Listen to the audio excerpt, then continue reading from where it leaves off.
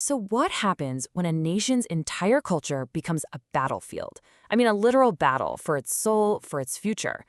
That's the story we're diving into today, the incredible dramatic story of 1960s Brazil.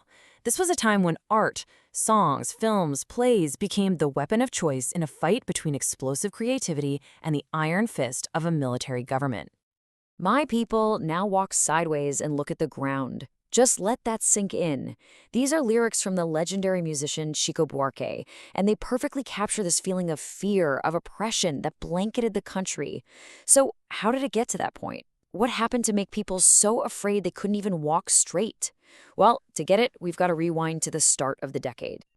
Okay, so picture Brazil in the early 1960s. It is a country on fire. Cities are exploding in size, factories are popping up everywhere, and there's this incredible energy, but also chaos. And this wasn't just about money or jobs, it was a moment where everything felt radical, from politics to art. Brazil was truly at a crossroads, and everyone was fighting over which way to turn. And at the heart of that fight were two totally different visions for what Brazil should be. On one side, you had this national popular movement.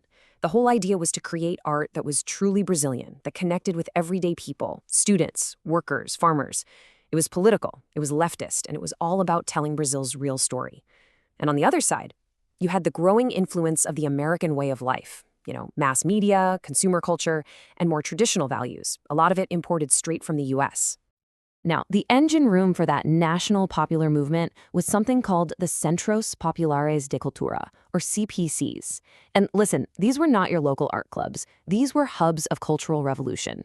You had artists and intellectuals teaming up with student unions and labor unions, and their mission was crystal clear: create engaged art, art with a purpose. The goal? To raise political awareness by, in their own words, taking art where the people are. And this wasn't just some high-minded theory. It exploded everywhere.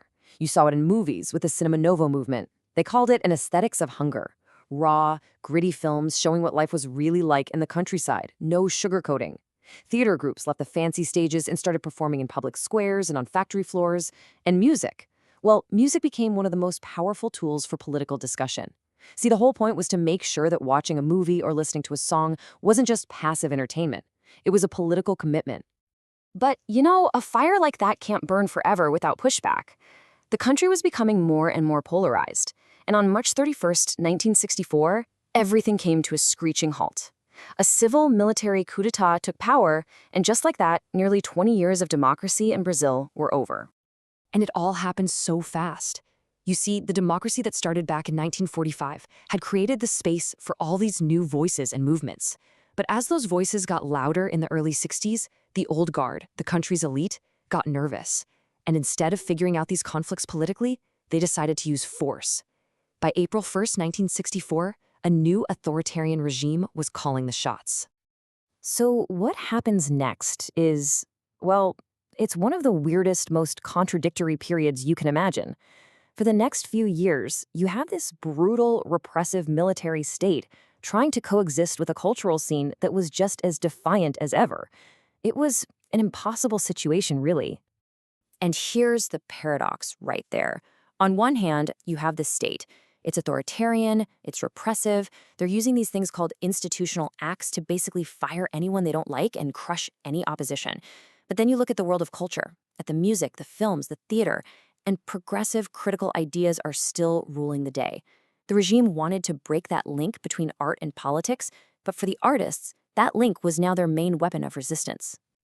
And you're not going to believe this, but the biggest stage for all this defiance was television. The TV record music festivals became these massive national events. They were a platform for protest songs that got huge audiences of young people fired up, right there on a mass medium in the middle of a dictatorship. It was an absolute pressure cooker. So you have to ask yourself, right? In a military dictatorship, that's all about control. How long could something like that possibly last? How long can you have open defiance being broadcast into people's living rooms? Something had to give. The answer came in December 1968. The regime decided to end this paradox once and for all, and they did it with their most brutal weapon yet, Institutional Act Number 5. You'll usually just hear it called AI-5. This was the hammer blow designed to completely silence the cultural resistance. And listen to the language they used in the official decree. It said it was necessary to combat and destroy subversive acts in order to preserve order, security, tranquility. It's just chilling. They use these words, order, security, to justify ripping apart civil rights and artistic freedom. And with AI5, censorship went from being haphazard to being a well-oiled machine. So here's how it worked. An artist writes a song or a play, but before anyone can hear it or see it, it has to go to the state censors. And these guys had total power. They could approve it, they could ban it completely, or they could send it back with a list of changes. The only way around it for artists was to become masters of metaphor, trying to hide their criticisms in clever wordplay to get it past the censors. The regime's whole new vibe was summed up in this one infamous slogan: Brazil, love it or leave it. That's it. No debate, no criticism. The message couldn't be clearer. Either you get on board with our version of Brazil, or you get out. And for so many artists and intellectuals, that meant prison, torture, or being forced into exile. But just silencing people wasn't enough. After clearing the battlefield, the regime moved on to phase 2.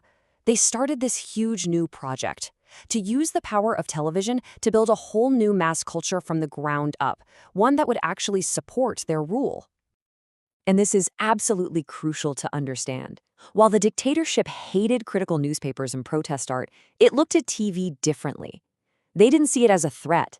They saw it as their single most powerful weapon for controlling the narrative.